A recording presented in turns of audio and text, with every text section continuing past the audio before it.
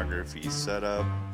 I want to be able to shoot the moon, planets, galaxies, nebula, oh, and the Milky Way. And my budget is $750, no, $800. Guys, we've all seen questions like this on various Facebook and astrophotography forums. Heck, we've probably even sent a few ourselves. And what it all comes down to is gear acquisition syndrome, or GAS. And that's where you scour the internet, obsessing over every last detail of every part on your rig, asking questions, getting a million different answers, and at the end of the day, your head's spinning and you have no idea which direction to go in. And that's exactly why I'm creating this video today. I've spent hundreds of hours researching, I've built and sold several rigs, and I've made a lot of mistakes and learned from them, and so I'm gonna distill years of my experience into one video that's gonna allow you to walk away knowing a really good astrophotography setup for you, for the budget, so that you can be confident that your hard-earned money is gonna get you some great results. So my original concept for this video was gonna be to talk about my experiences, where I went wrong, the gear I wish I bought, the gear I eventually bought, and then finally the recommendations I was going to make to you, while along the way describing what everything did. And that video would have been about 45 minutes. And according to YouTube analytics, some of you guys have already clicked off this video as it is. And so I came up with a solution, and what I'm going to do, I'm going to ask for a little bit of trust from you guys, because I'm going to come up with two different profiles of people, and this should be able to cover every new or beginner astrophotographer, and then I'm going to come up with some upgrades if you already have an existing rig. Now I'm going to go above and beyond even that and promise you guys that if you ask any specific questions about any of the gear or any gear that you may be thinking about purchasing, it's my commitment that I will answer in detail every question in the comments section, so please put those below. I would ask that you read some of the other ones if there are any to make sure that the question hasn't already been answered, but that's what I'm going to do for you guys in order to keep this video shorter. So who are these two profiles? Well, the first one we're going to call Milky Way Mike or Michelle, and the second one we're going to call Deep Space Dave or Danielle. And essentially what we're going to do is we're going to define who these people are and what the best setup is for them. So Milky Way Mike, he has an existing camera lens tripod setup already. He values lightweight, ultra low cost, and the ability to take his astrophotography from a Milky Way perspective to the next level, keeping everything portable, but also being able to foray into some deep space and his astrophotography to the next step. Deep Space Dave, on the other hand, is a person that just jumps right in. He doesn't have any gear, but he loves seeing these photos online, and he just has to figure out how he can go out and shoot these. He's somebody that's willing to put in the hard work, try and fail, but if he gets the right gear, he's gonna figure out how to be successful. Now, obviously you can mix and match the equipment from either of these two people, but I wanna have a running tally of the costs, and so I wanna keep each profile separate from the other, so that way you can see what the total cost will be and what you're gonna need to save to get set up, depending on who you are and what setup's the best for you. So let's jump right in. The most important part of any astrophotography setup, whether you want to hear it or not, is the mount. Now, I know it's not sexy as the camera and the telescope or the lens, but if you don't have a good mount and accurate tracking, it doesn't matter how good your glass or imaging sensor is, you're not going to get pinpoint stars and your details are going to be blurry because it's not going to accurately track with the rotation of the Earth. If you are Milky Way Mike and you want something that you can still throw in the backpack, we're going to go with the Skywatcher GTI. It's a total of about 15 to 16 pounds. That's including the tripod, mini pier, and the mount head. It does have a payload capacity of 11 pounds, and it comes in right at $750. So it's a very budget-friendly option, and if this was out when I started, I would have been in heaven. I went with the Skyguider Pro. It doesn't have half the features, and it costs 3/4 as much. So bar none, if you're going lightweight, but still want go-to features and a smart mount, this is the way to go. Now, Deep Space Dave, on the other hand, he's not going to be heading out to dark sky sites every weekend, exploring national parks.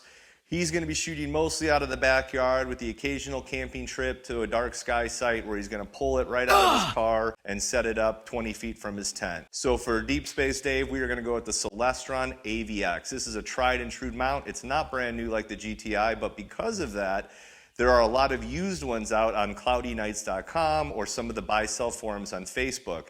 It goes new for about $999, but you can typically find it used for about the same price range as the GTI in that $700 to $800 range. Now this is a little bit of a bruiser. It's about 35 pounds for the mount head and the tripod, so 2.5 times the weight of the GTI, but it also has almost 3 times the payload capacity at 30 pounds. This whole setup right here is about 17.5 just for reference, and it's probably more than you're gonna need for your first setup. But as you grow, you know that you have a mount that's gonna be able to handle the extra payload. So next we're going to go over how to run the system, and the simplest and most obvious answer for both of these situations is going to be the ASIAIR. Now there are 2 different versions that are out right now. I do have both. This one is the ASI Plus. We're going to recommend that for Deep Space Dave, and the ASI Mini is going to be for Milky Way Mike. Now it's about half the size and it costs about $100 less, but still packs almost the same punch as Deep Space Dave. There's a couple features that differentiate it, but you're going to be able to do essentially everything with the Mini that you can with the Plus, but it's going to be more portable and keep the cost down. So next we're going to go to the camera. Now for Milky Way Mike, since he's already got a DSLR mirrorless, we're just going to stick with that, and that's going to save a lot of money. I know it might not be your favorite camera, or maybe it is. Either way, don't go out and spend money on this. If you already have something with an imaging sensor that can take photos, it's good enough to learn on. You might end up buying something that you're going to regret, whereas if you learn the hobby with what you have, you can go ahead and upgrade at a later point once you're more educated.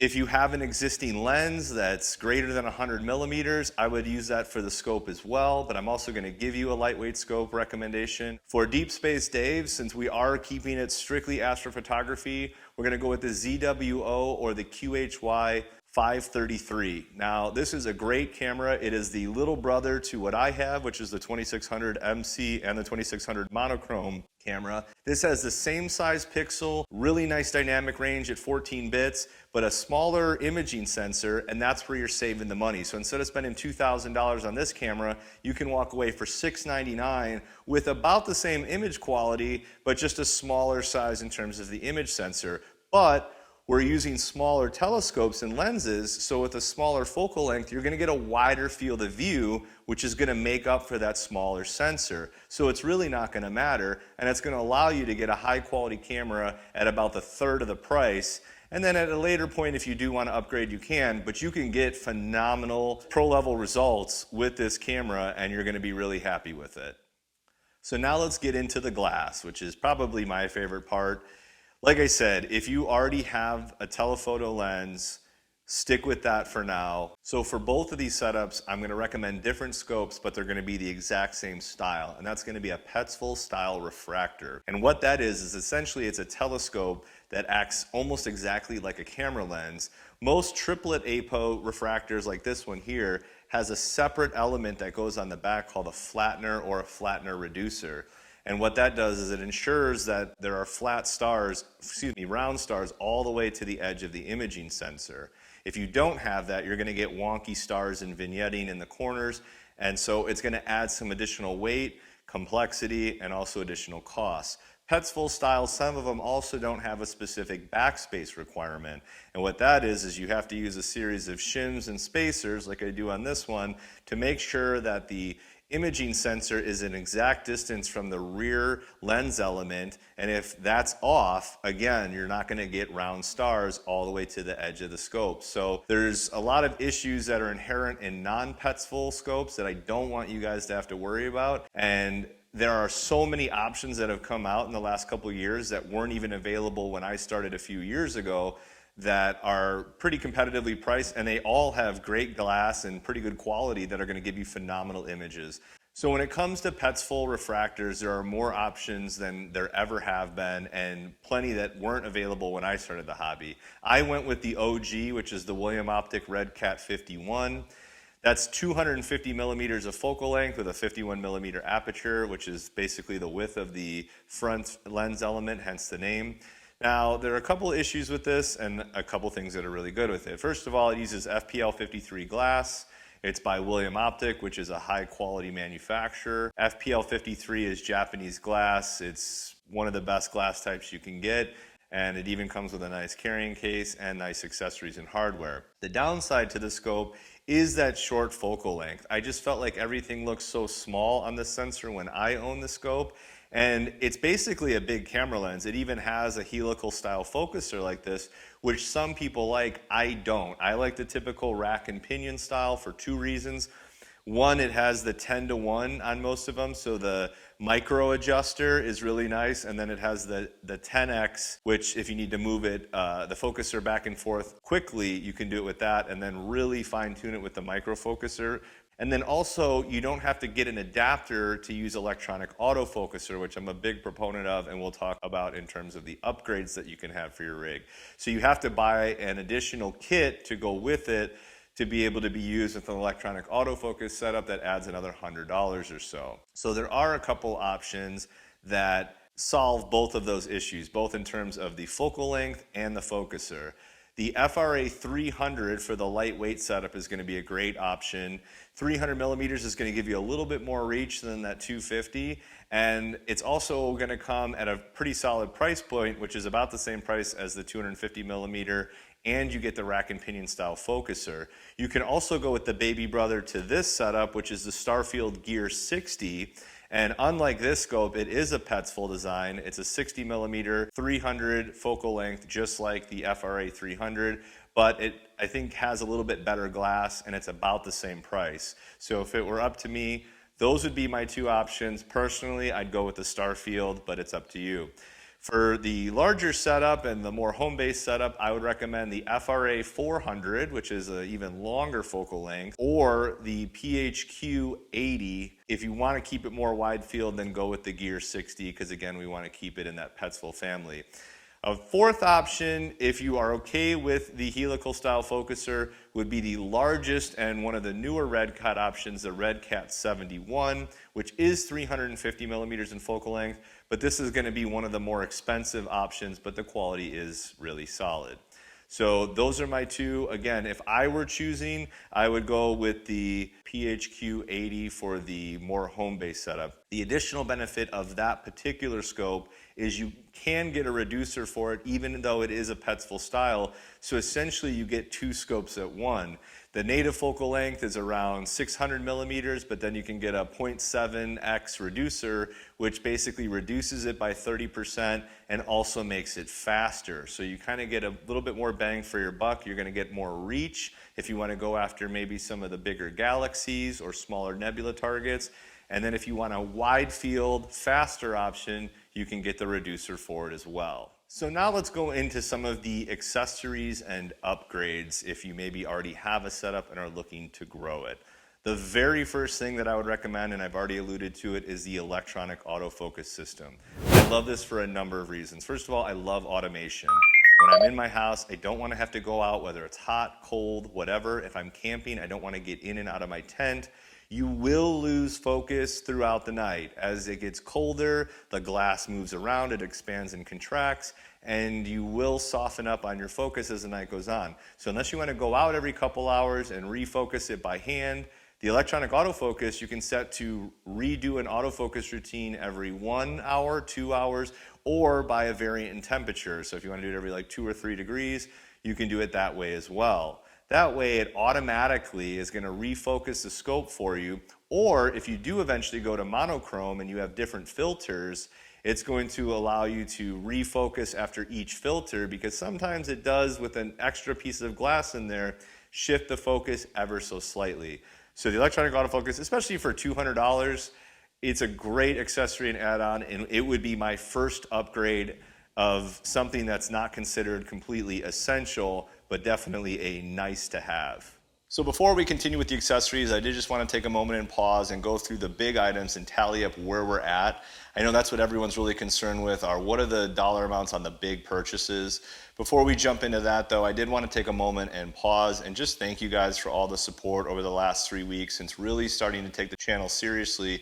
We've gone from essentially 0 subscribers to 80, and all your likes, comments, and feedback really do motivate me. I know I always joke about how low the production value is on these, but they actually do take a lot of time and effort, and I am trying to make constant improvements, including shooting on my actual mirrorless versus the GoPro on this one, so hopefully that does make a difference. But I really appreciate it, and if you aren't subscribing and you do find value, if you could subscribe, it'd really mean a lot to me. So let's dive into the totals. So we know for the mount, we're at the same dollar amount. We're at the $750 mark for the Skywatcher GTI. And for the AVX by Celestron, it's $999, but in the aftermarket used $700-800 is pretty regular, so we'll say $750 to use round dollars. Now we created the 2 profiles on the premise that Milky Way Mike already had his own DSLR, but I did want to go over a couple options in case you wanted a DSLR so you could take landscape or portrait photos, but also do deep space with it. And the Nikon version that I'm going to recommend is the Nikon D5600. Again, you can find these used for about $550 on the website KEH. I've actually bought stuff used from them. They're very reputable and in EX++ condition, which is basically right under brand new. They are coming in at $550. And then the Canon version would be the T7i, also right at the same dollar amount. So we're gonna do the tally without that figured in, but I did wanna go over a couple options for you if you are interested. As we know, Deep Sky Dave is going to go with the 533 series of Astro Cam at $700. So right now he's at $1,450, whereas Milky Way Mike is still at $750 for the mount and the camera he already owns. Now when it comes to the scope, for the lightweight setup, we're going to go with the Starfield Gear 60 as mentioned, which is around $1,100. You can get it from Ontario Telescope. It is a Canadian company. I don't see any American distributors selling it yet, so it converts to about $1,104 US dollars, so we'll just use $1,100. And the PHQ-80 by ASIAIR comes in at $1,495. If you did want to shave a few dollars off that, you could go with the FRA 400, also by ASIAIR, at $1199, so that will save you almost $300. So with that, we're at $1,850 for Milky Way Mike, and we are at $2,945 for Deep Space Dave, or $2,650 if you did want to go with the FRA 500. So as you can see, we are starting to see a little bit of a difference in the price, but there is some additional benefits and features that go with each one that make it better for each specific person and use case. And then when we top it all off with the ZWO Plus for Deep Sky Dave, he's going to be at $3,245 or $2,950 with the FRA, and we're going to be at $2,150 with the ASI Mini for Milky Way Mike. So as you can see, budget is relative. This isn't the cheapest hobby, but I think being under $3,000 potentially for both setups is pretty reasonable, and taking advantage of used gear can definitely help you out. Hopefully that gives you an idea of your initial investment. Now let's jump into some of the both essential and non-essential accessories, and we'll wrap up with that. So one thing that's definitely going to be essential for somebody that's going off the beaten trail and getting out of their backyard is going to be some sort of power source. I go with the EcoFlow River Max. I have the original and the River Max 2. These are probably a little bit bigger than is absolutely necessary and priced in around $500 each.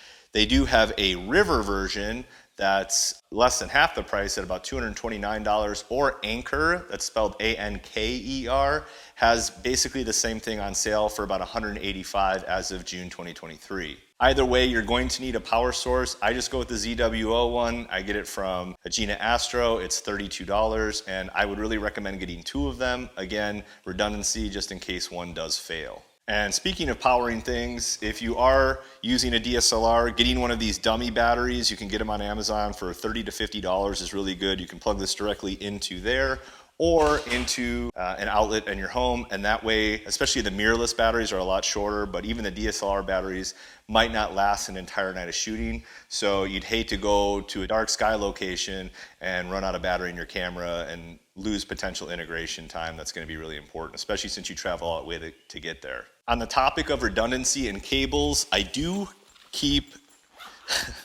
Probably an absurd amount of extra cable. These are all USB-C. I've probably got 7 or 8 extras.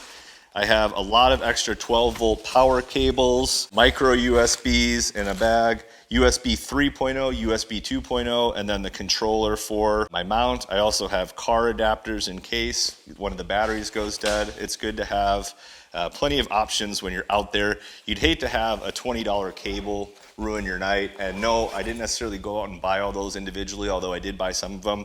I do have 2 of the cameras and 2 of the ASI setups, and you do get a lot of extra cables with both. Speaking of cables, having one of these is really convenient. It's a Wi-Fi outlet, so I can set it up on a timer. Now, the ASIAIR will shut it off, but sometimes it does get stuck trying to find a guide star, or maybe on an autofocus routine, it'll keep running and running and running. And so this automatically in the summer months turns off at about 4:30, and then you can hook it up to your home Wi-Fi and you can actually control it from anywhere in the house, which this is a really nice, and it's only $19, so I just got it on Amazon. It's gotten dew, it's gotten wet, and it runs great. I use these SanDisk SSD drives, and I plug them right into the ASI Mini or Plus. I don't run off the internal hardware of these devices. I use one of these. They're really fast, and then I take it right from outside into my computer, plug it in via USB-C, and then I do all the stacking and editing off of these and save it to them. That way I don't use up my computer's hard drive space, and I label it when they get full, and that way I just store them in a safe place, and I can go back, and if I do want to rework any of my edits, I have them all and they're organized. And again, I keep my computer hard drive fresh so that it's able to run as fast as it needs to stack some of those big projects. All right, we're gonna pretend like that light didn't just go out. So moving on, a level is a great tool to have because I actually like to level the tripod before I put the mount head on. So before I attach it, I actually put it on the ground, spread the legs, and then I go in multiple different directions. That way I make sure it's level in all 360 degrees. And the reason that's so important is even if you have the perfect polar alignment, your guiding might not be as accurate as you want it to be if the mount head has some kind of tilt to it. So you can use your phone, but I like, for a few bucks, I like to have one of these just in case. It's tried and true, and I know it's gonna work. Another simple thing that you want to make sure you have is some sort of cleaning kit. I really like to start with air always, and this most of the time will work. But I have this Eclipse cleaning solution, and then the same brand, these pads.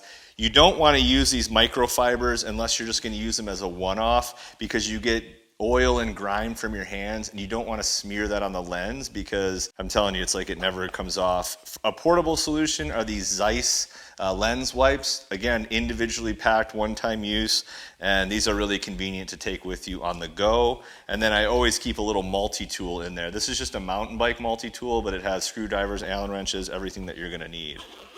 So going back to something that's gonna be a little bit more essential, I am gonna recommend that you guys do get a filter pretty soon.